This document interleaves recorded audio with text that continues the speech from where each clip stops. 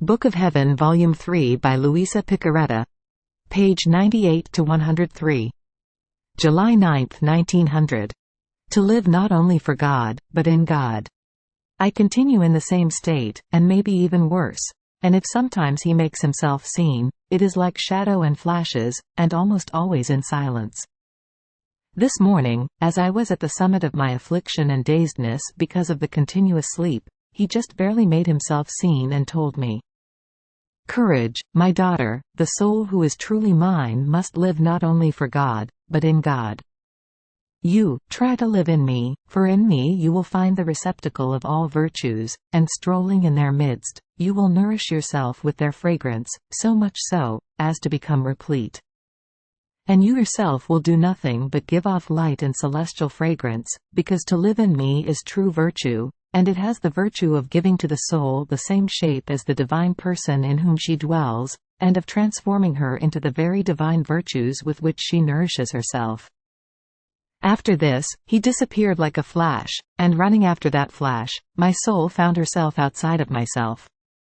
But he had already escaped, and it was not given to me to find him, while I received the bitterness of seeing a terrible hail which had caused a great devastation, and bolts of lightning, as if they had produced fires, and other things which had been prepared. Having seen this, I found myself inside myself, more afflicted than before. July 10, 1900. Difference between living for God and living in God. While I was in the same confusion, he made himself seen like a flash and made me understand that I had not written everything he had told me the day before, that is, that the soul must not only live for God, but in God. So, blessed Jesus repeated to me the difference that exists between living for God and living in God, saying to me, "In living for God, the soul can be subject to disturbances, to bitternesses, to being inconstant, to feeling the weight of passions, to meddle in earthly things. But the living in God, no, it is completely different, because the most important thing so that one person may enter to dwell inside another person is to lay down all that belongs to him. That is, to strip himself of everything, to leave his own passions, in a word, to leave everything in order to find everything in God. Now, when the soul has not only stripped herself, but has slimmed down well, then will she be able to enter through the narrow door of my heart to live in me, according to my way and from my own life. In fact, even though my heart is immense, so much so, that there is no end to its boundaries, its door, however, is extremely narrow, and only one who is stripped of everything can enter into it. This, with reason, because since I am most holy, I would never admit anything to live in me which is extraneous to my sanctity. Therefore, my daughter, try to live in me and you will possess paradise in advance." Who can say how much I understood of this living in God? But then he disappeared and I was left in my same state. July 11, 1900. The sufferings of Luisa will render chastisements less rigorous. This morning, having received communion and continuing in the same state of confusion, I was all huddled within myself, when I saw my adorable Jesus coming toward me all in a hurry, saying, "My daughter, break my fury a little bit, otherwise."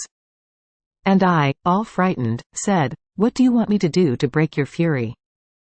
And he, "By calling my sufferings into yourself you will come to placate my fury." At that moment, I saw as if he were calling the confessor by sending a ray of light, and immediately he placed the intention of having me suffer the crucifixion. The blessed Lord promptly concurred and I found myself in so many sufferings, that because of the intensity of the pains I felt my soul go out of my body.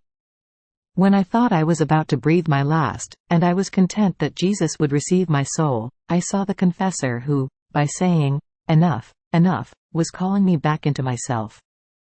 Then Jesus said to me, "Obedience is calling you." And I, "Ah, Lord, I want to come."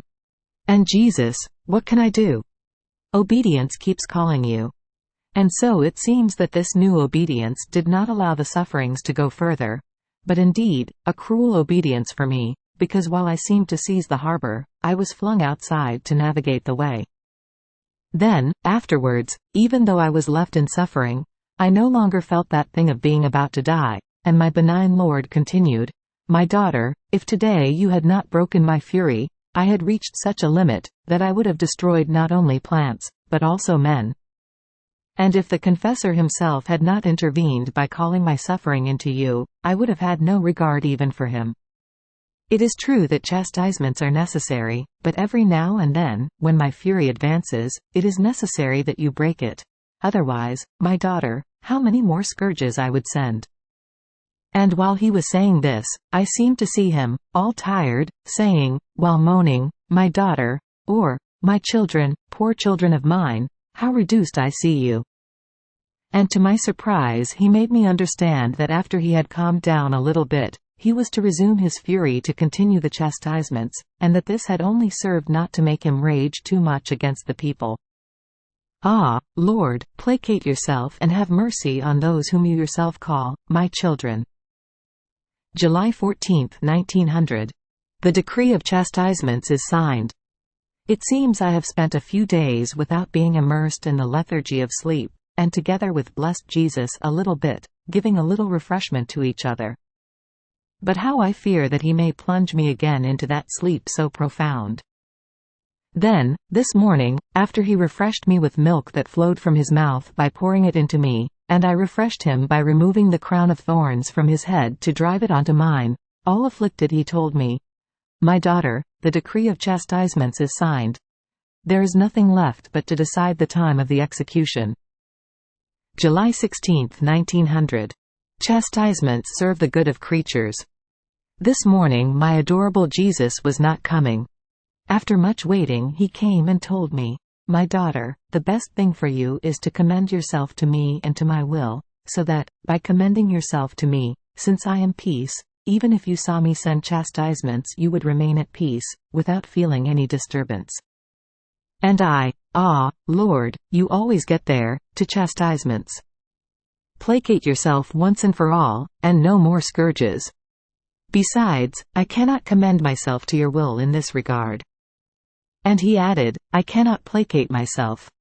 What would you say if you saw someone naked who, instead of covering his nakedness, paid attention to adorning himself with trinkets, leaving the parts most necessary exposed to nakedness? And I would be horrified at seeing him, and I would certainly blame him. And he, well then, such are souls. Completely naked, they have no more virtues to cover them, therefore it is necessary that I beat them, scourge them, deprive them, so as to make them come back to their senses and realize the nakedness of their souls, for this is more necessary than the body. And if I did not do this, I would be paying attention to trinkets. Like the person you blamed, which are the things that refer to the body, and I would not be paying attention to the most essential thing, the soul, which they have reduced to being so monstrous as to no longer be recognizable. After this, it seemed he had a little rope in his hand, and passing it behind my neck he bound me, and then bound his neck to that same rope. He did the same to the heart and the hands, and by this, he seemed to bind me completely to his will. Having done this, he disappeared. July 17, 1900. Luisa gives a relief to Jesus. He makes her consider the chastisements he holds back. Having received communion, I did not see blessed Jesus as I usually do. Then, after waiting for a long time, I felt I was going outside of myself and I found him. As I saw him, he said to me, daughter, I was waiting for you to be able to rest a little bit in you, for I cannot take any more. Oh please, give me a relief. Immediately I took him in my arms to content him, and I saw that he had a deep wound on his shoulder, which aroused compassion and repugnance at the sight. So he rested for a few minutes, and then, after that brief rest, I looked and I saw that that wound was almost healed. So, amid amazement and stupefaction, and seeing him more relieved, I plucked up courage and I said to him, Blessed Lord, my poor heart is tormented by a fear, that you do not love me any more. I fear I have incurred your indignation and this is why you no longer come as before, you do not pour your bitternesses into me, and you no longer give me my good, which is suffering, and by denying this to me, you come to deny me yourself. Oh please, give peace to a poor heart. Tell me, assure me, swear to me, do you love me? Do you continue loving me? And he, yes, yes, yes, I love you. And how can I be sure of this, since when one really loves somebody, whatever he wants one gives him. But I say to you, do not chastise the people, and you chastise them. Pour your bitternesses into me, and you do not pour them. On the contrary, it seems that this time you are going too far. So, how can I rely on your loving me? And my daughter, you take into account the chastisements I send, but those which I hold back you take into no account. How many more chastisements I would have sent, how many more slaughters, and how much more blood I would have caused to be shed, if I had no regard for those few who love me, and whom I love with a special love. Then, after this, it seemed that Jesus set on his way to go there where slaughters of human flesh were occurring. I wanted to follow him, but it was not given to me to do it, and to my highest sorrow I found myself inside myself.